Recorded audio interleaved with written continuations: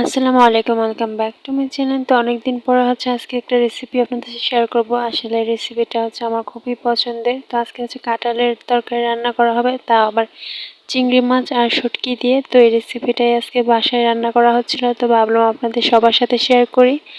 তো এখানে কাঁঠালটা বানানো হচ্ছে, এটা কাঁচা কাঁঠাল। তো এটাকে ভালো করে এখন বানিয়ে নিতে হবে।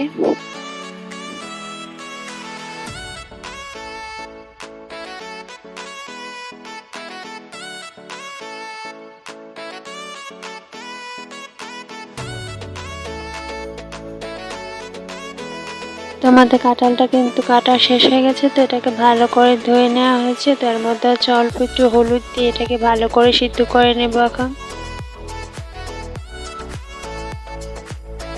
তো এদিকে পেঁয়াজ আর রসুনকে আদা বাটা করে নেওয়া হয়েছে। তো এটাকে ভালো করে মিহিন করে বাটা হয় না, এই রান্নাটাতে এটাকে একটু আদা বাটা করে নিতে হয়।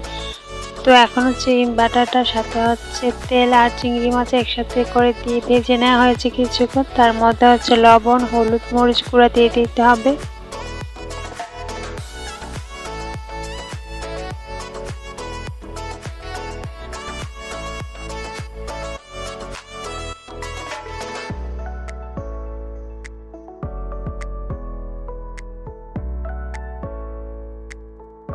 মশলাগুলোকে ভালো করে কষিয়ে নিতে হবে।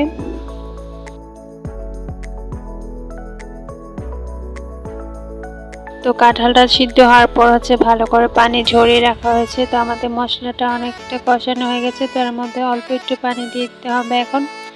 তো আর এদিকে শুটকিটা ভালো করে ধুয়ে নেওয়া হয়েছে, এটা ভেজা শুটকি। তো এই শুটকিটা দিয়ে আবার মশলাটাকে কিছুক্ষণ ভালো করে কষিয়ে নিতে হবে, যেন শুটকিটা ভালো করে কষে যায় মাছটার সাথে। আর এখন এর মধ্যে অল্প একটু পানি আবার দিয়ে দিতে হবে।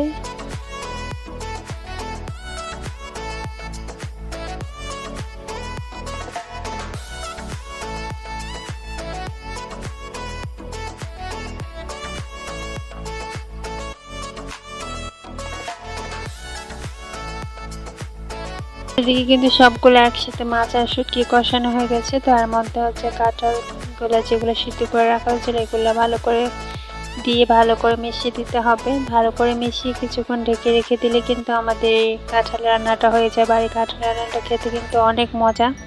আপনারা কারা কারা এর আগে কাঁচা কাঁঠাল রান্না করে খেয়েছেন অবশ্যই কমেন্ট করে জানাবেন। আর অবশ্যই চ্যানেলটা সাবস্ক্রাইব করে আমার পাশে থাকবেন।